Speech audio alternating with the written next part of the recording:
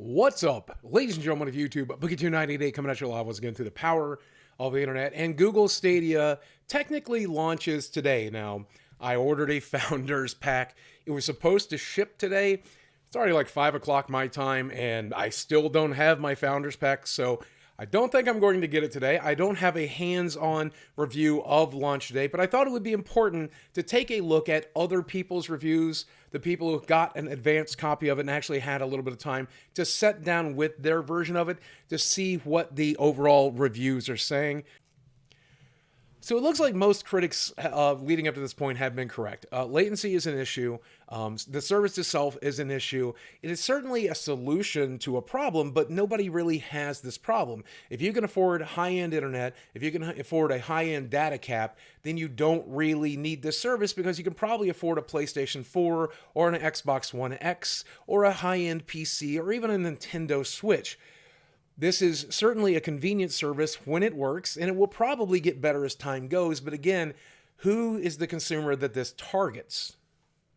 A service can get better, it can get worse as time goes on. So it looks like, yes, probably Google Stadia's launch is a complete disaster right now, but it could be better in a week or a month or a year from now. We've got to give it that chance. But this is a review of basically the review launch period.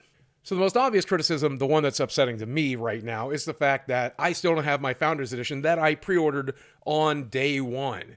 Google said due to shipping quirks, it could be several days past the launch day that people actually get their kits. I still don't have mine, and I imagine that's true for a lot of other people out there, so I'm pretty frustrated about that. The other big consumer complaint leading up to this point was the launch lineup.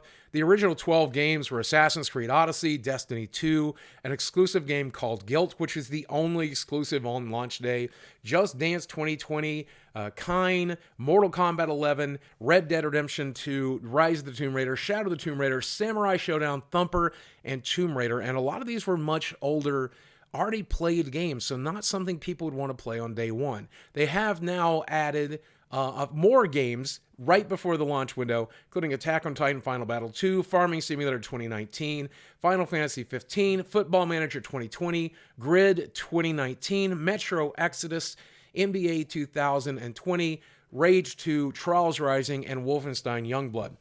Again, this is a much more recent lineup, but none of these games are system sellers. They're already games that you can play on existing systems, and chances are you're probably already on that hardware if you would be interested in Stadia at all. But the biggest concern I had going into this, and I think this is also the biggest complaint I've seen in the reviews, is the latency issue. Now, Google Stadia said with their predictive technologies, they could guarantee latency lower than that you would experience playing an Xbox One X in the same room. But if you take a look at this GIF here on the screen, that's absolutely not something that worked out in playtesting.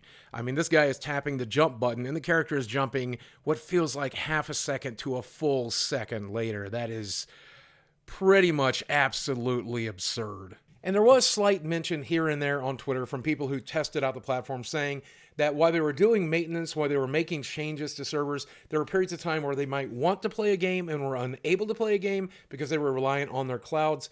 I mean, that happens from time to time with Xbox and PlayStation now with service outages and stuff like that, but it's always frustrating when it happens. And when it comes to review scores, 6 out of 10 seems to be about the average with the people who spent time with the service. Now, once again, everyone wants to remind you that that score could go up, that score could go down. But as it is right now, most people are giving it about a 6 out of 10, which seems about right, all things considered. I would think that Google Stadia would want to try to target the budget gamer, the one that cannot afford a gaming console and needs to play on their phone or their tablet or something along that lines, but that's not the case. And in fact, Project Xcloud is doing a much better job of that. As it stands right now, at the launch of Stadia, you have to pay a subscription service and then purchase the games on top of that. Now, later next year, they're dropping the subscription service, and you'll be able to access the games you purchase without subscribing. But as it is right now, a subscription to Project Xcloud is a much better value because you do not have to purchase the games available on the service. Then Project Xcloud is actually doing a free preview. That's right, you can get access to that service for free during its testing phase, during its launch window. But as it is right now, when it comes to Google Stadia, only paid participants are able to beta test it and help them work out the kinks. And that's really, really frustrating. This should be absolutely a free service. But if you didn't buy that Founders Pack, you have no access to it. And then you have to buy the games on top of that, with the exception of Destiny 2, which is free at launch. I trust Google to iron out any latency issues, any downtime issues, and things along that lines. But as it stands right now, I don't know what they're going to do about the pricing issue.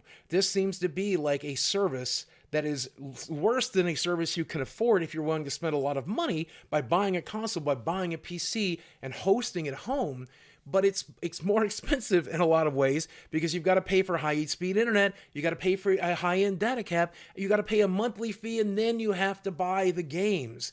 I don't know who is going to find this service useful or even affordable.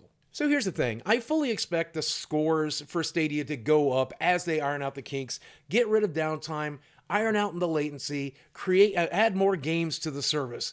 But the issue is here, it's not a service for budget gamers. It is instead a service for people who want to spend a tremendous amount of money. High-speed internet, high-end data caps, then pay a monthly service, and then purchase the games outright. If you can afford to do that, you can probably afford a high-end PC or at least a gaming console. So who, again, is this service for? Now, I have had hands-on experiences with Stadia at E3, and I have to say, it played pretty good. Project Xcloud played a little bit better, but I can't really say as to why. Again, anytime you're streaming one of these games, if you've never streamed a game, it feels like you're playing a YouTube video.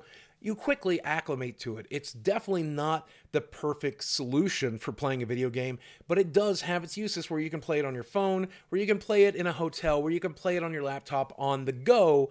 That's useful. But again, it's a worse service than actually buying the console itself, so it certainly shouldn't be more expensive. That's where Project Xcloud or even PlayStation Now does a much better job. Now, I hopefully will get a hold of my Founders Edition sometime this week, and when I do, I maybe stream it on Twitch, I'll stream it here. I'll definitely get an opportunity to sit down and play it myself and share that experience with you, so stick around to the channel if I do. Google, if you are watching this, again, cloud gaming is a great idea, but you guys have to convert to a subscription-based service. You can't be charging people directly for the games. Maybe in the future, I don't know, that's something you might be able to do, but as it is right now, your competition is already doing it and already doing it better. With Project Xcloud in its beta, with PlayStation Now, there are already plenty of services that are getting this right, and you've got to get it right too.